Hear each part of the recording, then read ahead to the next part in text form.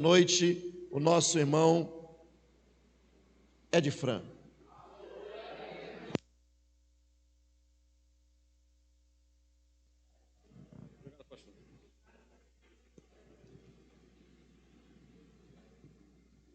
Só dos irmãos com a paz do Senhor Jesus. Glória a Deus. Amados, vamos abrir nossas Bíblias no Evangelho de Mateus, capítulo de número 8. Mateus, capítulo 8, eu gostaria de agradecer ao pastor Donifan pela oportunidade. É uma honra nós estarmos nesse altar, no lugar onde é a palavra de Deus, e somos cientes da responsabilidade que temos em pregar o Evangelho.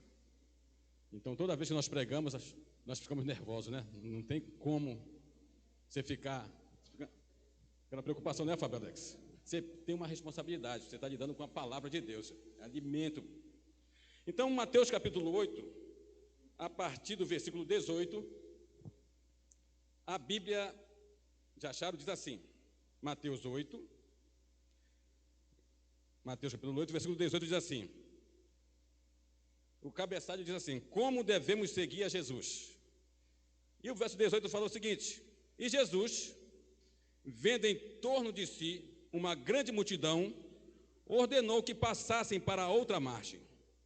E aproximando-se dele, um escriba disse, mestre, aonde quer que fores, eu te seguirei. E disse Jesus, as raposas têm covis, e as aves do céu têm ninhos, mas o Filho do Homem não tem onde reclinar a cabeça. E outro de seus discípulos lhe disse, Senhor, permite-me que primeiramente vá sepultar meu pai. Jesus, porém, disse-lhe, segue-me e deixa os mortos sepultar os seus mortos. Ainda que... Pode sentar-se, irmãos. Pode sentar-se. Palavra de Deus. Ainda aqui em Mateus, fala sobre dois homens. Mas em Lucas fala de um outro. Um terceiro que também queria seguir a Jesus. Esse terceiro é interessante, que Jesus disse, olha, ninguém, disse também ao outro, Senhor, eu te seguirei, mas deixa-me despedir primeiro dos que estão na minha casa. Lucas capítulo 9, versículo 61. É interessante. Versículo 62 diz assim, e Jesus lhe disse, ninguém que lança a mão do arado e olha para trás é apto do reino de Deus. Ninguém que lança a mão do arado e olha para trás é apto do reino de Deus. Aqui nós encontramos certas pessoas que se dispuseram a seguir Jesus.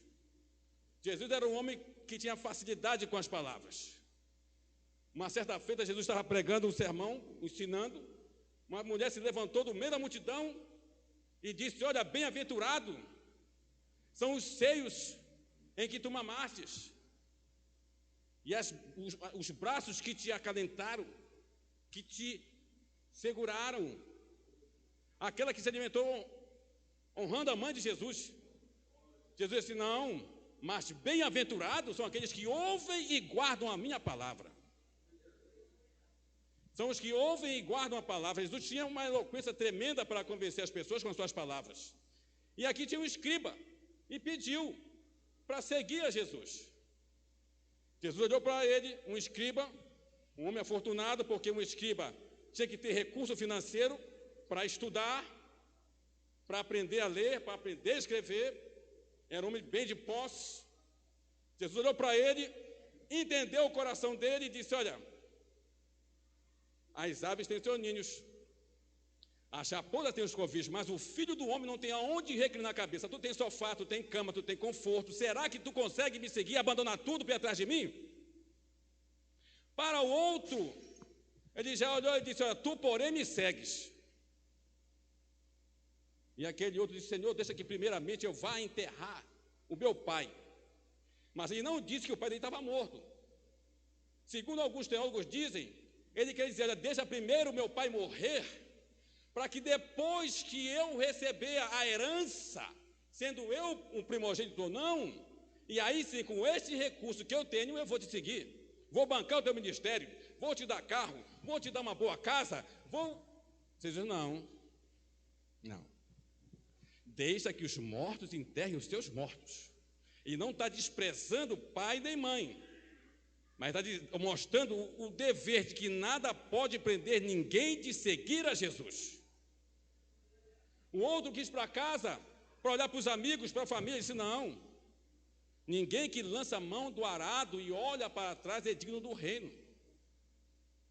Porque se nós vamos falar sobre o arado, que era um instrumento para abrir uma fenda na terra, para que viesse jogando a semente, se ele olhasse para trás e se distraísse, poderia ser que o arado, aquele ferro, batesse numa pedra e quebrasse, danificando assim o instrumento de trabalho. Olha, quem olha para trás não é digno do reino, não é digno de me seguir. Não podemos lançar a mão na obra, no arado, e ficar olhando para trás, olhando para as coisas passadas. Um grande exemplo disso é o profeta Eliseu. Eliseu, quando foi chamado, ele estava onde? Trabalhando no campo, trabalhando com 12 juntas de bois. Estava Eliseu trabalhando. Jesus não chama ninguém que está desocupado. Jesus chama quem está trabalhando. Jesus chamou Pedro quando era pescador ainda. Jesus chamou Mateus quando estava lá na escrivania anotando, cobrando imposto. Ele encontrou aquele homem trabalhando. Não é como alguém que fica lá esperando Jesus, frita meu peixe, assa meu bife. Não. Jesus foi procurar aquele homem que estava justamente trabalhando. E eu trago aqui um relato sobre esse profeta, Eliseu. Como é que esse homem seguiu o profeta Elias? Elias, depois de descer do Monte Sinai, ele vai até Damasco e encontra quem? Eliseu trabalhando. Ele vai e lança a capa sobre Eliseu, faz o chamado de Eliseu para segui-lo, para o ministério profético. E é interessante que Eliseu não fazia nem parte da escola de profeta. Ele foi caminhar com Elias ainda, e eles começam a trilhar, a andar. E o que acontece com Eliseu? Ele diz, espera aí, Senhor, se me permite de eu me despedir da minha família? O Senhor me permite? E o profeta diz, vai. E Eliseu vai, faz um grande churrasco, pega aquele carro de boi dele, com a madeira, ele faz um churrascão, convida a família, convida os parentes, convida os amigos, e ali, irmãos, ele se despede, ele queima o instrumento de trabalho para que ele não volte para trás, para que ele não retorne a pensar lá no passado, para que não aconteça que nem Pedro, que depois que Jesus morreu, Pedro voltou onde? Voltou para o barco, voltou a pescar de novo, se esqueceu das promessas, se esqueceu da palavra, se esqueceu de tudo que Jesus tinha falado para ele, e voltou para a pesca de novo. Nós não podemos esquecer do chamado, da convocação, da eleição, do que foi que Deus olhou e fez por nós. E Eliseu, irmãos, foi totalmente diferente. Ele olhou e disse, não, peraí, deixa eu ver onde está aqui meu texto, meu esboço, está aqui. Então, o que acontece? Eliseu olhou e começou a seguir ao profeta. O chamado de Eliseu foi 4 anos antes, ainda no reinado de Acabe, 4 anos antes do reinado de Acabe. Mas ele só vem aparecer, é interessante que Eliseu só vem aparecer já no final da carreira de Elias. Quem tem que aparecer não é o servo, mas o Senhor. Quem tem que aparecer é Jesus, não o homem, não o servo. É o Senhor que tem que aparecer. E a honra, a glória toda era para Elias, o profeta, o mensageiro de Deus. Ele era servo, foi aparecer no final do ministério, para tomar posse. E é interessante que essa caminhada de Eliseu, quando ele ficou sabendo que Elias ia ser tomado num redemoinho, ele, vou ficar ligado, ele vai ser tomado. nessa caminhada para ele seguir a Elias. Elias ia ser tomado dele. Elias ia subir aos céus. Elias ia ser arrebatado praticamente. E Eliseu disse, opa, estou nessa. Vou seguir, vou atrás dele. Foram primeiro para onde? Para Gilgal. No lugar onde o povo fez um concerto com Deus depois que saiu do Egito. Foi lá em Gilgal, primeiro lugar que eles vão. Se nós olharmos aí na nossa Bíblia, em 1 Reis, capítulo 19, 1 Reis 19, no versículo de número 19, você vai encontrar o texto que fala sobre essa chamada dele. 19. E partiu, pois, Elias dali e achou a Eliseu, filho de Safate, que andava lavrando com 12 juntas de bois. Essa foi aqui, essa parte. Até o 21 fala desse aspecto, de quando ele foi tomado, chamado, convocado. Já no capítulo, 2 Reis, capítulo 2. 2 Reis, capítulo 2, mostra. Sucedeu, pois, que, havendo o Senhor de levar Elias num redemoinho ao céu, Elias partiu com Eliseu de Gilgal. Quando o povo veio lá do Egito, os maiores de 20 anos tinham morrido. Só ficou só ficou o Josué, Caleb e mais o sacerdote Eleazar. Só os 3. Então, Deus pediu que se circuncidasse todos os homens, uma aliança. Eles teriam que fazer a Brit Milá, o pacto da aliança, a circuncisão. Foi em Gilgal que começou o pacto da aliança, a circuncisão, lá em Gilgal. Eliseu passaram por Gilgal. Primeiro, tem que ter um pacto, tem que ter uma aliança, pastor. Tem que ter uma aliança com Deus, tem que ter um pacto com Deus. A Brit Milá é feita até hoje entre os judeus. Ao 8º dia de nascido, eles são circuncidados. É uma aliança que eles fazem com Deus. E é uma aliança porque naquela época também as outras nações, elas tinham tatuagens com o símbolo dos seus deuses. Só que Deus não permitia isso entre os judeus. E o pacto que Deus faz com os homens não era visível. Era um pacto interno. Só eles sabiam desse pacto. Não era para ninguém estar observando. Era entre eles e Deus. Era um pacto interno. Então, isso fala, sabe o quê? De comportamento. É dentro. Não tem que ser notório, não estou mostrando quem eu sou, não, é por dentro. É comportamento, é postura.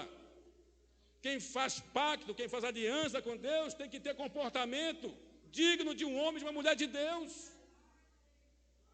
Quem tem aliança com Deus é diferente. Não é só nas roupas, não, irmão. É na postura, é na forma de falar, é na forma de olhar. É até como diz o pastor, não dá ouvido à serpente e não ouvir. Em todos os aspectos. Eles tinham uma aliança, era um comportamento, era algo interno. Era um sinal na carne. Só que hoje, esse sinal, essa circuncisão é dentro do nosso coração. Esse sinal agora é um sinal eterno. Esse sinal não vem da carne. Sinal não vem da carne. Romanos capítulo 2, verso 29. Romanos capítulo 2, versículo 29. Vamos ver aqui, Romanos 2, 29.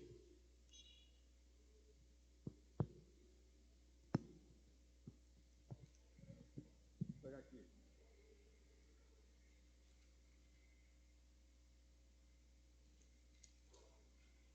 Romanos capítulo 2, 29 fala assim: mas é judeu o que o é no interior, e circuncisão a que é do coração, no Espírito, não na letra, cujo louvor não provém de homens, mas de Deus.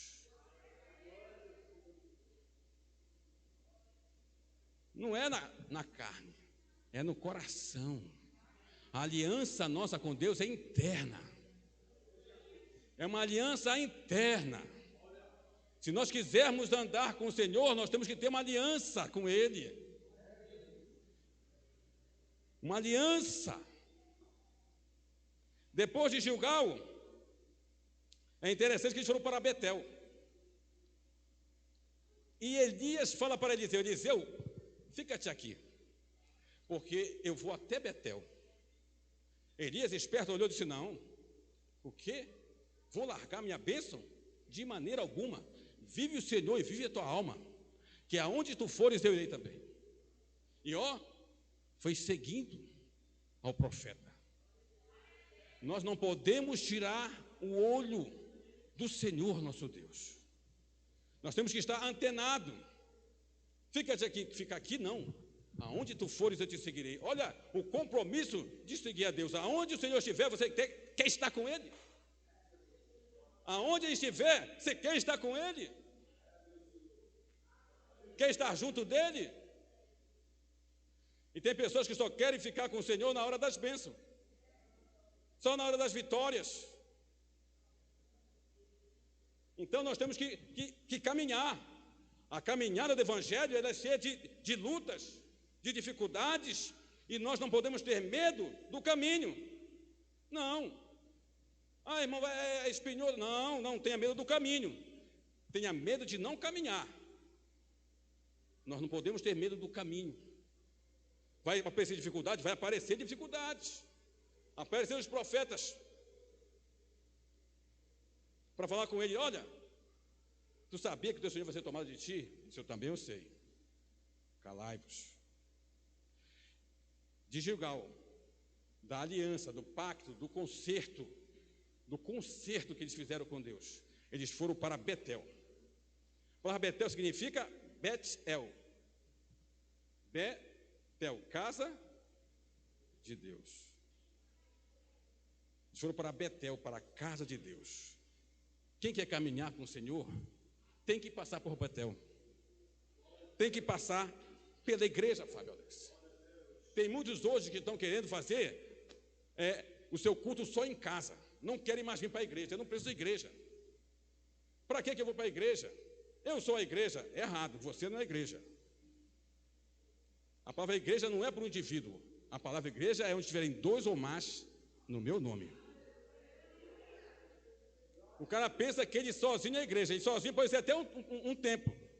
Mas igreja é o corpo espiritual e invisível de Jesus, do qual Cristo é o cabeça. Não existe esse negócio de o camarada dizer que é membro da igreja, mas não vai à igreja. Então você não é membro de igreja, não tem membro separado. Seja a pessoa, você corta a sua mão vai ficar separada? Vai subsistir separada? Você vai cortar o braço do pé e o pé vai para lá, a outra perna vai para cá? Não, o corpo é inteiriço. Um membro não consegue subsistir fora do corpo. E tem muitos que estão aí fazendo a igreja, sou eu, você na igreja. Igreja é o corpo de Cristo. Igreja é o corpo de Cristo. Então é necessário que se passe pela igreja, irmãos, porque aqui está a sua família, a família de Deus. Todos somos irmãos, não somos iguais. Tem dificuldade? Tem dificuldade. Tem um que tem um gênio diferente do outro. Um é mais brigão, um é mais manso. Mas nós somos todos irmãos. Somos filhos do mesmo Pai. Não tem ninguém perfeito na igreja. Igreja é o hospital, irmão. Só tem doente para ser curado. Jesus não veio buscar os sãos, veio buscar os doentes. Aí o camarada acha que ele é o melhor, porque o pessoal é assim, aquele fulano é assim, ele começa a apontar o dedo para os outros e se esquece de olhar para ele mesmo. Só ele é o bom, só ele é o certo, ele não erra. Não tem ninguém perfeito. Todo mundo erra. Do menor ao maior peca. E aqui é o lugar de nós nos juntarmos para ajudar um ao outro. Aqui é o lugar de termos comunhão um com o outro. Orai uns pelos outros, diz a palavra. Orai um pelos outros. Aqui é o lugar de termos comunhão. Aqui é a nossa família. E Jesus vem buscar quem? Jesus não vem buscar alguém isolado. Jesus vem buscar quem? A igreja. Jesus vem buscar a igreja. Não é um ser isolado, pastor Donifan. Vem buscar a igreja. Vem buscar, como diz no grego, a eclesia. É isso que ele vem buscar. Ele vem buscar a igreja, o corpo espiritual e invisível de Cristo. Não é o templo. Não é as paredes, o tijolo. Porque a igreja pode se reunir até na praça. Se fecharem aqui e nós reunimos na praça, lá está a igreja. Ontem, segunda-feira, teve um culto lá na praça. Lá estava a igreja. Lá estava a igreja. Quando você vai fazer um luau na praia com os adolescentes, lá está a igreja. Mas a igreja não é um ser sozinho. A igreja é feita pelo corpo, por pessoas. Por pessoas. Por seres chamados por Deus. Então, nós temos que passar pelo processo da igreja, porque é na igreja que você aprende a palavra. É na igreja que você também é edificado. Na igreja é que tem alguém que ora por você, que clama por você. Não existe ovelha sem pastor, irmão. Ovelha sem pastor está desgarrada do rebanho. E quantos estão se desgarrando do rebanho? Aí que vem o lobo, ó. Tem um monte de lobo que está gordo. O que tem de lobo gordo por aí, irmãos? Chega a estar obeso. De mais certas ovelhas que ficam ouvindo coisa que não deve. E sai seguindo um monte de falso profeta que está aí na mídia, na internet, na televisão. Alimentando o lobo. Fica ouvindo o que não deve e ainda quer ensinar os outros coisas erradas. Ele não entra no caminho, ainda tira os outros ainda. Não tem conhecimento da Bíblia, irmãos, não vê escola dominical, não se preocupa em aprender, nem sequer quer ouvir mais a palavra. Aí não tem conteúdo, não tem conhecimento. Quando chega lá uma outra religião, um TJ na porta dele, ele fecha a porta e sai correndo, porque ele não tem recurso.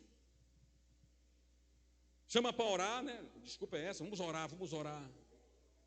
Porque não tem argumento para dialogar com o outro. Não tem argumento, pastor Nifan. Então é necessário nós passarmos por Betel, pela casa de Deus. Hebreus, capítulo 10, versículo 25. Hebreus 10, 25. Deixa eu pegar aqui.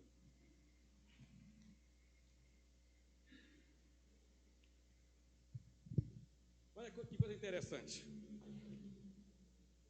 Não deixando a nossa congregação, como é costume de alguns, antes ademoestando-nos uns aos outros, e tanto mais quando vedes que se vai aproximando aquele dia.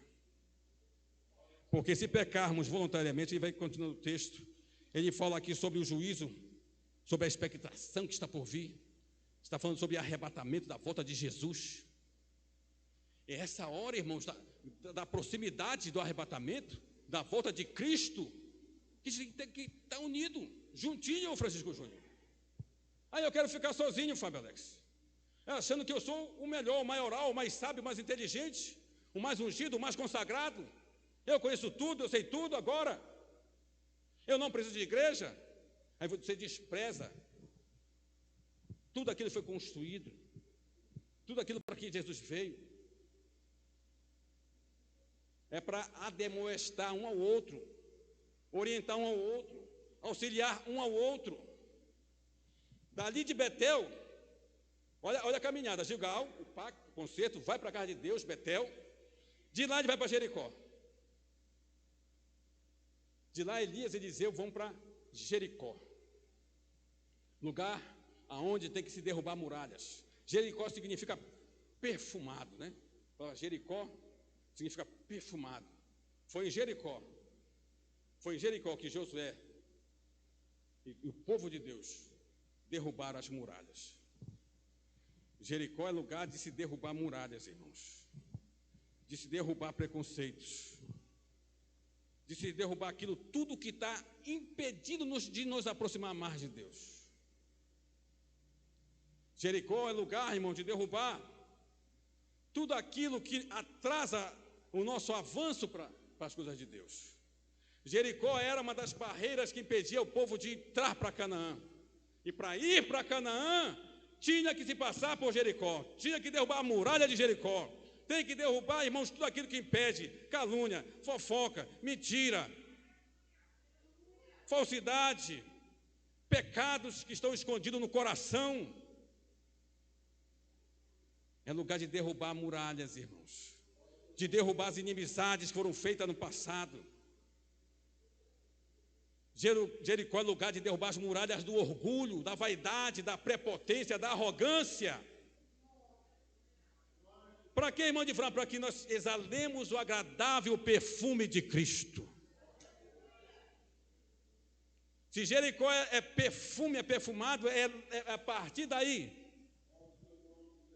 que nós vamos ver e sentir o agradável perfume de Cristo.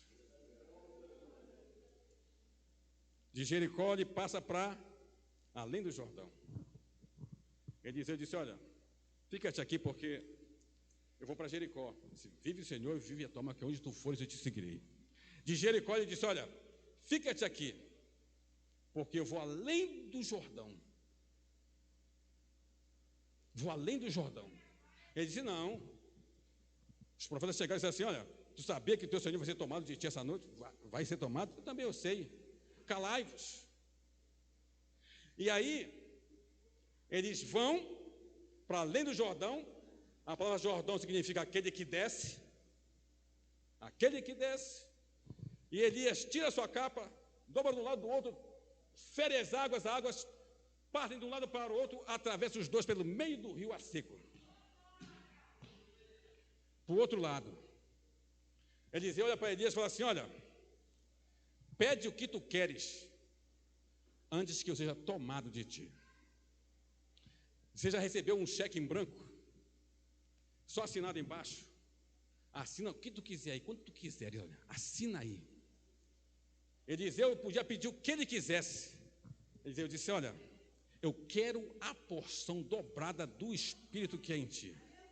Aqui ele não está falando do Espírito Santo, ele está falando da autoridade, da coragem, da valentia, da autoridade que havia em Elias. É isso que ele está falando.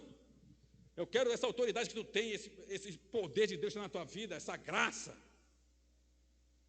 E Eliseu pediu bem. Elias olhou para ele e falou assim, olha, se tu me veres sendo tomado, aí eu vou te dar o que tu queres. Se não, se tu não vê, perdeu. Irmãos, assim que ele foi andando, veio uma carruagem de fogo. E um redemoinho, não foi a carruagem, foi um redemoinho, tomou Elias. E Eliseu ficou olhando. Só deu tempo de ele gritar, carros e cavaleiros. O Senhor tomou Elias. A capa caiu. Ele segura a capa. E recebe o que ele queria. Para nós atravessarmos o Jordão, para nós sermos tomados por Deus, temos que descer também. Atravessar o Jordão, aquele que desce. Não tem grande, não tem poderoso, não tem mais bonito, não tem mais forte, não tem que canta melhor, não tem que canta mais melodiosamente. Tem servo, tem Jesus primeiro, tem o Senhor na frente. A humildade ela é a arma fundamental para o homem e para a mulher de Deus. Ela é fundamental. Um certo homem disse que a humildade é a única base sólida de todas as virtudes. A humildade é a única base sólida de todas as virtudes. É a humildade. Nós não podemos perder de maneira alguma a humildade, irmãos. Você pode cantar esplendidamente, mas não perca a humildade. Você pode pregar maravilhosamente, mas não perca a humildade. Você pode ser o maior pedreiro, mas não perca a humildade. Você pode ser o melhor ladrilheiro, o melhor médico, o melhor enfermeiro, mas você não pode, nós não podemos perder a humildade. Podemos ser o melhor instrumento de Deus, usado na revelação, usado na profecia, usado no dom da cura, no dom da operação de maravilha, mas nós não podemos perder a humildade, porque o que nós temos não é nosso, vem de Deus. Se nós quisermos trilhar e sermos verdadeiramente tomados por Deus, sermos instrumentos de Deus, como foi Eliseu, que recebeu tudo que ele pediu dobrado, nós temos que trilhar pelo pacto, nós temos que caminhar na casa de Deus, nós temos que derrubar as barreiras, as muralhas que nos impedem de nos aproximarmos mais de Deus, nós temos que atravessar o rio da humildade para sermos tomados por Deus. Isso é necessário. O topo da inteligência de um homem é alcançar a humildade. E isso se alcança tendo primeiramente temor de Deus. Temor de Deus. Temor de Deus. Em tudo que nós fizermos, nós temos que ter o temor de Deus, porque o temor de Deus é o princípio de toda a sabedoria. Onde eu vejo a sabedoria aqui de Eliseu? Em seguir o seu mestre, em seguir o seu Senhor, em obedecer o seu Senhor, em largar tudo para seguir ao seu Senhor. Como devemos seguir a Jesus, irmã de Fran? Aqui está a trilha, aqui está o caminho, aqui está o caminho. Uma trilha para nós seguirmos ao nosso Deus, para nós alcançarmos a bênção que o Senhor tem para todos nós. Vamos ficar de pé? Para nós